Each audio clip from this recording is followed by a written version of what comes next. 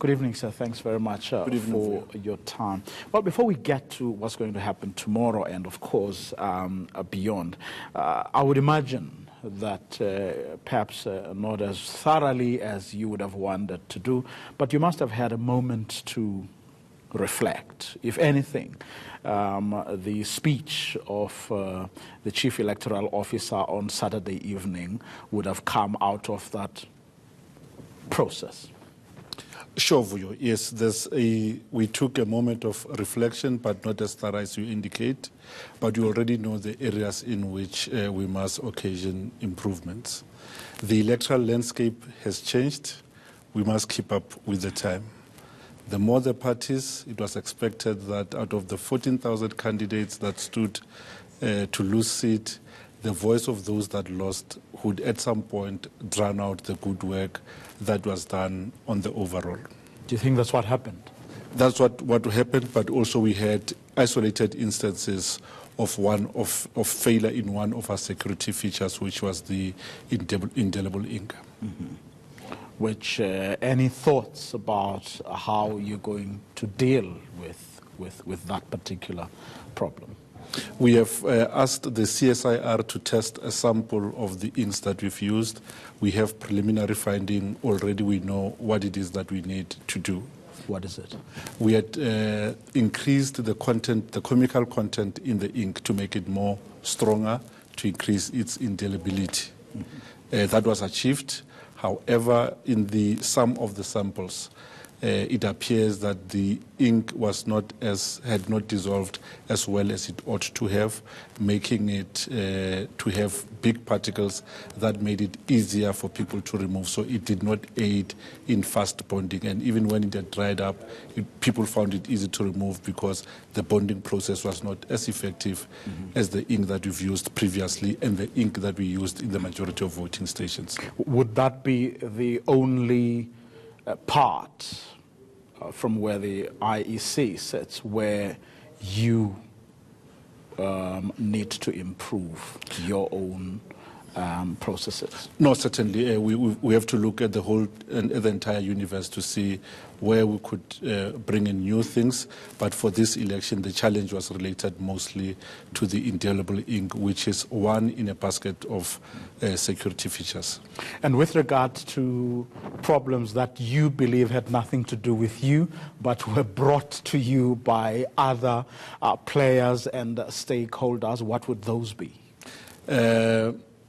It was expected that with the increase of political parties, if you consider this since 1999, the number of parties increased threefold, from 16 in 1999 to 29 in 2014 and 48 in 2019. So the level of trust are different, the level of understanding are different.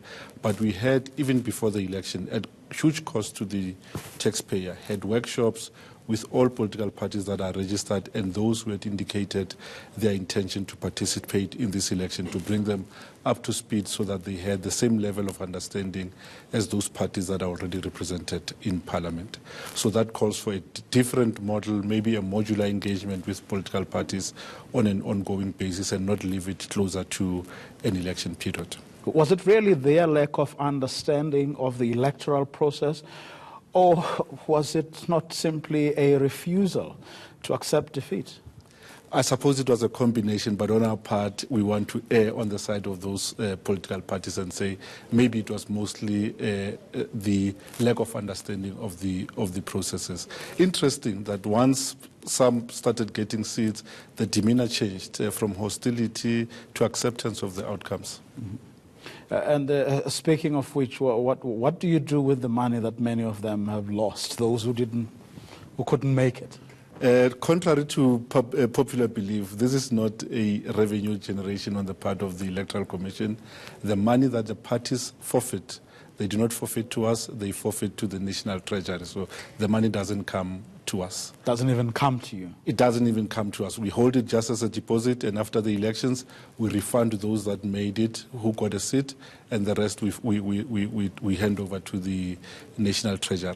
Of the 48 political parties that contested, only 14 will be entitled a refund. Mm-hmm. What happens tomorrow? Tomorrow, we will hand over the list of all designated public representatives for both Parliament and the 9 legislatures to the Chief Justice. In terms of the scheme of law, 14 days from the date on which elections were announced, the Chief Justice must convene the sitting of the legislatures to swear in the members and to give life to the new parliament. Similarly, the process will repeat in the 9 legislatures presided over by the heads of the provincial courts or a judge designated by them. Does that mean the end of your role? When we hand over the list to the Chief Justice, the election would have concluded. That would be the end of our role. We have no further role in the management of the party lists. And then outside of that process, are there issues or things that you still need to do to complete the process? That marks the completion of the list process tomorrow. Mm-hmm. Nothing more? Nothing more. Nothing less? Nothing less. Okay, thanks very much. That's where we're going to leave it.